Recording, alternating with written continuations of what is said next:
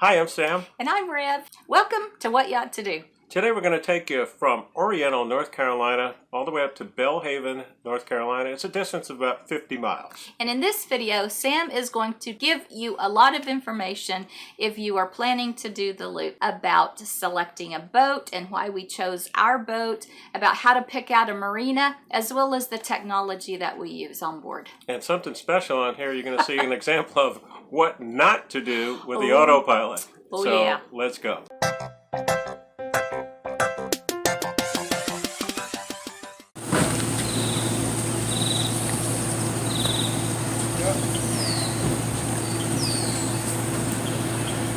Well, before we left, I walked over to those shrimp boats to get some footage of that, just because they look so cool from close up.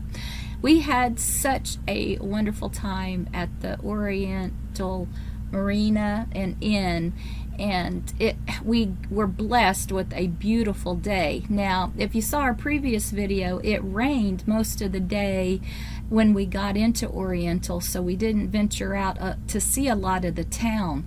But when we were leaving, of course we're leaving and now we get a beautiful day, but the water is calm and the view of, you know, the resorts on one side, the marina, and then the shrimp boats on the other. It was just really a nice setting. Now the marina is small. There were, what would you say, 4 or 5 boats that we stayed that night, and that's nothing for a marina, but it is so worth it getting in there and being in a small group. And I don't know, Yeah, I just really enjoyed myself there. I really enjoyed it too, and we did have time in the morning to grab a coffee at the little coffee shop. I think it's called the Bean. Yeah, the Bean. Yeah.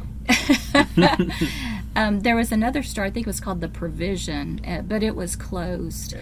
And a few things are still closed because of the COVID situation. But what a great place to... You see that OYC, that's Oriental Yacht Club, I guess, across as we there. come out here, another marina. And a lot of sailboats in there. Yeah, a few were moored out here and anchored out between the channel there as well as that marina. Yeah, and you see the Robert Scott Bridge in the background there. We didn't have to go under that at all. Right. That is to our starboard there. And we're going to be making a turn to port to rejoin the Neuse River. Yeah, Bob 423 is driving the boat right now. Sam programmed that route in, and we are ready to get started with the day. You can see everything in the rear view mirror, the marina, the bridge, the marina, and the shrimp boats over there. Yeah, so once we're clear of the channel, another turn to port, and then heading up the Neuse River. And there'll be a series of rivers that will define the intracoastal waterway on our way to Belhaven. Now, we've had a lot of days where we started out and the water was calm, like you see that. But today, it was calm all day long. Yeah, it really was. It was just really super the entire day. Oh, this is my view from the side. Love it. He got up on plane. Hey, it's Sam aboard the Here's to Us. Welcome to What Yacht to Do. Today we're going from Oriental, North Carolina, which was just the most idyllic place I've ever seen. And I actually had Rev pick this marina when we departed out of Beaufort, South Carolina.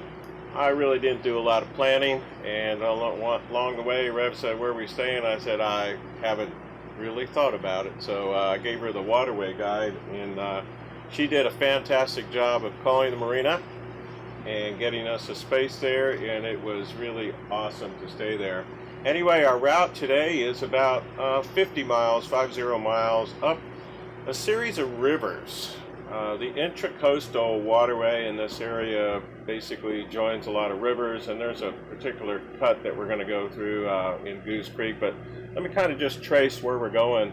It was about a mile 181 is where the Oriental, the city of Oriental is, and the Oriental Marina and Inn, which we stayed at. And from there we went up the Neuse River, N-E-U-S-E. We went up the Neuse River to about mile 168 up to, all the way up to mile 168, and now we're in what's called the Bay River. In the Neuse River, I put the Here's to Us on plane because Rev, my business class lovely partner, is getting some work done, but she also wants to get to the marina. And so you can see back there on the Lido deck, Rev has her stuff set up back there. So she is fully connected, trying to get blogs and videos and all that stuff so that we can show you what goes on our trips. And so it's a monumental task. Really a 20-minute video that we put together literally takes her a good 8 to 10 hours to do all of the editing, and then we do the voiceover. So she's in business class back there, but she likes to get to a marina. So that's why we really selected this boat. I put the Here's to Us up on plane, and we were doing about 18 miles per hour at around 2,200 RPM on this boat. Settles in nice, and as you pan around here, you can kind of see it is really like glass today. That's what the Neuse River looked like. We're now entering the Bay River, and from the Bay River, we're going to be going up to Goose Creek at about mile marker 157 as we decrease in mileage toward Norfolk, Virginia, which is mile 0. Then we'll head up to the Pamlico River, P-A-M-L-I-C-O, Pamlico River. That's about mile marker 150 on the Intracoastal Waterway. From there, we'll head into the what's called the Pungo River, P-U-N-G-O River. And then from there, we're going to go up to Dowry Creek. So I'll talk to you a little bit later about how we select marinas. Let me just talk to you a little bit about, selecting a boat for the Great Loop. And there's a lot of considerations on there, but I just kind of boil it down as to, comfort versus frugality. And we've seen people go through on, 26-foot sailboats, which have a very efficient hull and burn little fuel. And then, we've seen people on Marlows and Flemings that go through, which are very expensive boats. They have a lot of the creature comforts, but obviously cost a bit more. So as you're, budgeting for your Great Loop, that's a big consideration. And you can see that we have done 1,000 mile, 2,000 mile, 3,000 mile, very detailed cost of the Great Loop. And then we also did one at 4,500 miles. And we won't do another one until we actually finish the Great Loop, which is in question, when we're going to finish the Great Loop, because we have had targeted dates for this and that. And finally, we just said, let's throw caution to the wind and let's just do what we want to do and figure out when we will finish the Great Loop. Some people, it took them 4 years. Well, it's not going to take us 4 years to do, but we will. So that's something to think about. As far as fuel economy on the Here's to Us, I'm pleasantly surprised. When I bought this boat, I said, okay, we're just 6,000 miles, roughly a gallon per mile, 6,000 gallons of fuel. We're doing much better than that, and it's about 1.3 miles per gallon that we're getting on this boat.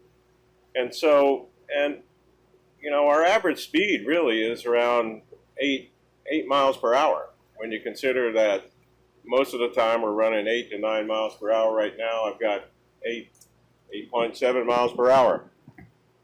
And we do it in miles per hour because, the waterways are marked in miles. So people ask, hey, why aren't you're a boat, you should be doing it in knots. Well, you can do it in knots, and I could switch over to knots, but this makes a lot more sense since everything is marked in miles.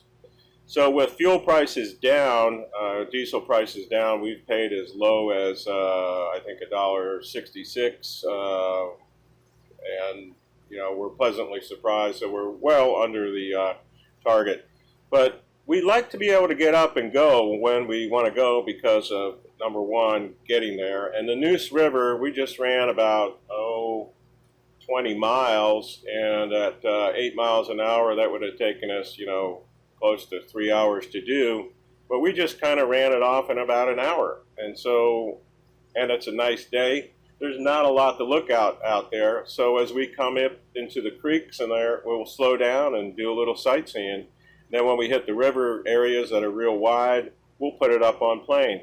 And I like to put it up on plane once in a while to kind of, you know, check the engines and burn out some of that carbon that might be in there and get the temperatures running. And so I look at my engine instruments at that point, and, you know, I'll note that, hey, the fuel oil pressure is a little bit higher. That's to be expected. My water temperature goes up, and so I know my gauges are working and all those types of things. Plus, I'm getting there a little bit earlier. It doesn't really cost you that much to do it because the 450 horsepower Caterpillar Cummins engines, you know, they like to be running, and they'll run pretty good. So it gives me a good test of the engines and the systems on the boat as well. So just some of the things to think about. Another thing is that connectivity out here for my business class passenger is an issue because she'll be putting up blogs and working on those things. So we run 2 cell phones. I got a T-Mobile phone. Rev and I both have T-Mobile phones that have a great data plan, unlimited data. 2 phones for $60 out the door per month, and that's because we're over 65 or over 55, we can get that particular deal. We've had that, and it works great. But T-Mobile, just like any other cell carrier, doesn't work everywhere. So what we did was we purchased a data plan. We have a separate Verizon phone. We have a Verizon Jetpack MiFi that will pick up the Verizon signal, and we can beam it to the phones. And also that comes with we purchased an iPad. So for those 3 devices and a data plan, which we rarely run over, unless we're streaming Netflix movies or something like that, that's about $118. So really under $200 a month for really what we consider great connectivity. When you get to the marinas, they're going to have some type of Wi-Fi system. You know, never count on a marina to have great Wi-Fi though. Sometimes it works, sometimes it doesn't work so good. So a little bit about running all of the intracoastal waterway, you know, a series of rivers that are connected and then cuts that go through them. Running your boat, you know, when you're choosing a boat, hey, you really want to be your top speed of 7 or 8 miles per hour. It's going to take a long time to get there. But then on the other hand, you're going to save money on fuel. It is nice to be able to go slow and fast, so that's why we chose this particular boat. And as you kind of pan around here, it is very comfortable up here. This enclosed bridge, we can air condition this bridge by running the generator en route, although today we don't have to do so because it is quite nice. We have the windows open, which are all screened in, and getting a nice breeze through here. And then I'll come back a little bit later here as we're going through one of the cuts and talk to you about selecting a marina and how we went through the process of selecting a marina up in the Belhaven area for today.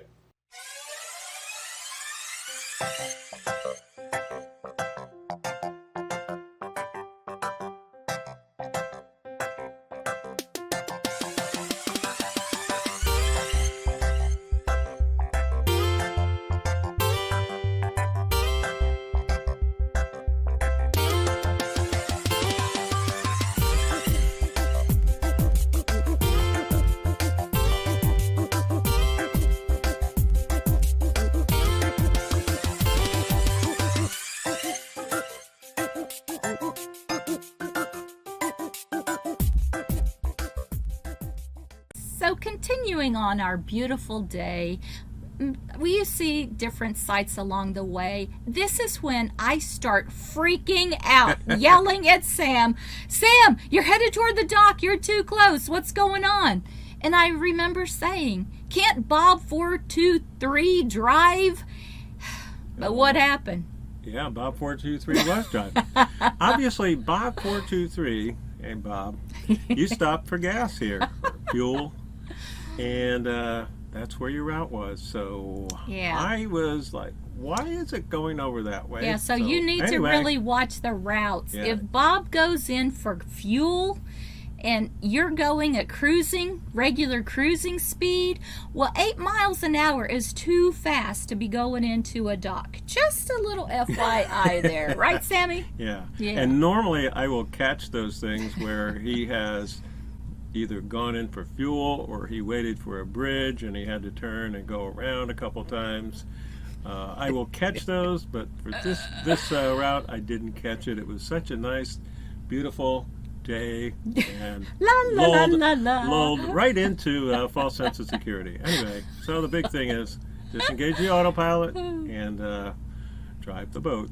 I wonder what you were doing at the time. Well, luckily, you don't I just was put sitting it on next to you autopilot. and started screaming. Well, I did eventually have to go downstairs and make some lunch, but I didn't want to miss out on the scenery. So, and then in this area, this is the biggest horsefly I have ever seen. I think it's in the Guinness Book of World Records. It's got to be like 2 inches long. It was incredible.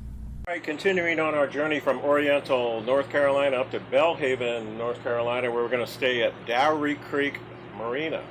And right now, we are crossing the Pamlico River, Pamlico River, and then we're going to be going up the Pungo River. And as soon as I'm finished with this, we're going to be putting the Here's to Us back up on plane. It's deep water here.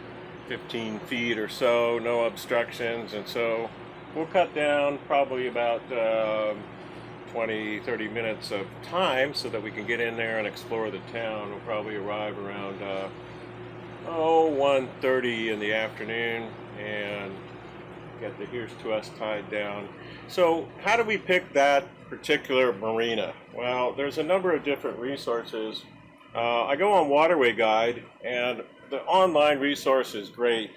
You can, in fact, get the Waterway Guide books, which are neat if you like the print edition, but everything is really online, and if you have an email address, which who doesn't, you can sign up and get a lot of the things for free as far as fuel prices, and it works really nice for picking marinas on there. So one of the things that I like about it is that the online version, you could see how long of a boat, what's the largest vessel, what the fuel prices are, those types of things. And then you're going to narrow it down, and so in this print version of it, they'll have these great ads here, and it's like, well, I've been to some marinas where, hey, you've got a picture of it. When you get there, it's not exactly what it is. So there's Dowry Creek Marina. Here was another choice in Belhaven River Forest Marina. That's what it looks like. And it'll tell you what they have there. Of course, it's advertising. And then in Waterway Guide also, they'll have a picture of it. So then in one is the Dowry Creek Marina and a little map of the layout so you can get a general idea. Do you want to be close to downtown? Do you want to be a little further away? So we've selected this particular marina. Now, once I've gone through and I'm down to a couple different marinas, I will go on to Navionics and I'll kind of look at the icon on there and I'll look at the reviews and I'll say, do the reviews match up with what I'm seeing here? In fact, it says large, clean, air-conditioned showers and bathrooms, free laundry and Wi-Fi throughout. So I'll look on there and I'll see, hey, are the reviews on Navionics, do they match up with this? And so we'll call a couple different ones, see how, what the dock is like. They've got a loaner car, which we're looking forward to that. So we're going to get there. We may even stay 2 nights here if it's nice and we like it there. So we've locked that down. We got the dock master's name, and we got the layout. We even have at this point. He said you're going to put us in slip number 1. I like being number 1. Anyway, the other thing is that it will be a stern in and a starboard tie, so I can tell my first mate and business class passenger here on board how we're going to rig for the tie-up. So that's some of the things. Now, as we're coming across the Pamlico River and the Pungo River, we're going to put the Here's to Us up on plane, and she'll run about 18 miles an hour on plane, and probably would do better than that, except that we are very heavy. We have about 500 gallons of fuel on board. Here's to Us takes 688 gallons, so I estimate we're down about maybe 150 gallons, so about 525 gallons of fuel.